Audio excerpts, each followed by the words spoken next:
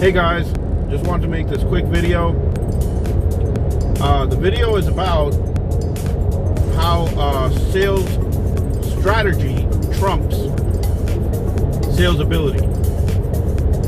Meaning, I'm not saying the sales ability is not important, but when you put in the right sales strategy, it's actually much more critical than just having simply sales ability alone. Okay? Putting in the right strategies can make you a very effective final expense agent. And if you don't do it the right way, you can have a lot of leads and still not make a lot of money. So perfect example is when I first started this business, I was brand new to this industry and sales in general. And I went out, because my IMO told me what I had to do, and I did what they told me to do. And I ended up, over the course of, I believe, like a month or 6 weeks, I ended up buying 60 leads.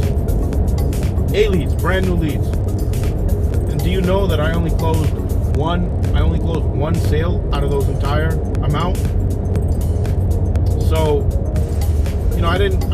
at the time, I didn't know. I was pretty flustered and frustrated. I didn't really know what was wrong, and I did everything they told me to do, and I still was not successful. So I figured out eventually that there's got to be more to it than just my sales ability, because I had all the scripts memorized. Everything that they asked me to do, I did. But eventually I figured out just by, I didn't quit, by the way. I definitely didn't quit. I kept doing it. I started gaining more experience, and eventually I figured out that there's other things at play than just the ability to sell, right? So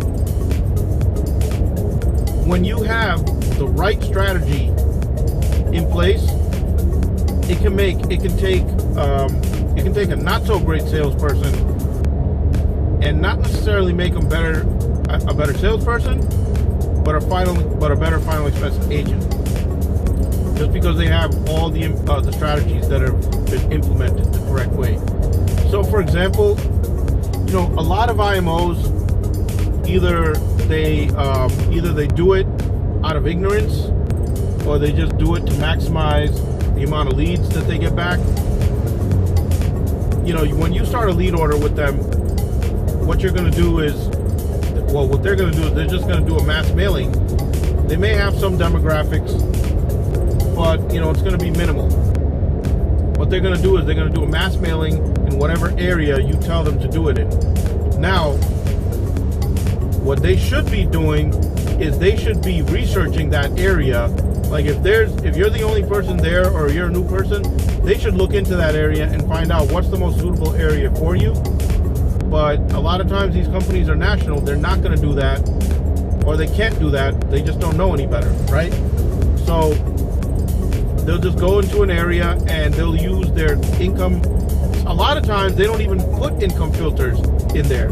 And that's why a lot of times when you watch these YouTube videos, some of these guys are telling you to buy like 30 leads a week, because you have to get through a lot of garbage to get through the sales. Agents in my organization don't have to do that. We don't have you buying. See, that strategy is better for the insurance agency, because they can honestly tell you at that point, look, we got you 30 leads a week. That other agency can't get you 30 leads a week. But one of the reasons why they're able to get you 30 leads a week is because they're removing what's called the income filter on your mailings. So when they do that, obviously you're going to get a lot more people that are going to respond back to you. But the downside is that, you're going to have people that are going to make almost no money, and you're really not going to be able to sell them. And on the other side, you might have people that make too much money. You won't be able to sell them either. And the system that they use to determine the income is actually not such a great system either.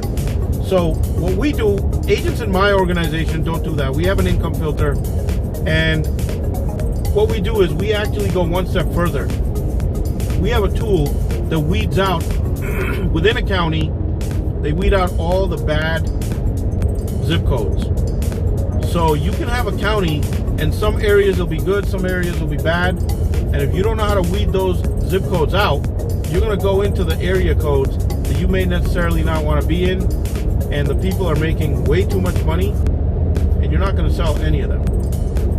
So one way to do that, and here's a tip for you, one way to really do that is to distinguish between what's called median income and average income.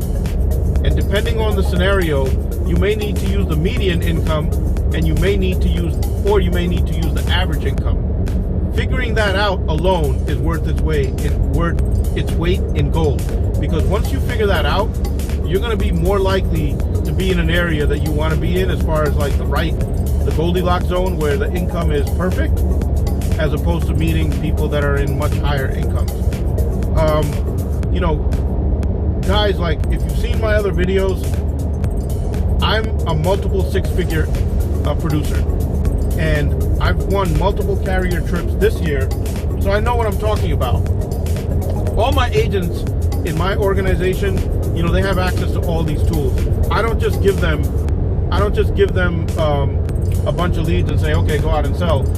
We're going to strategize before we actually do a mailing for you and figure out where's going to be the most opportunistic area for you to actually sell it.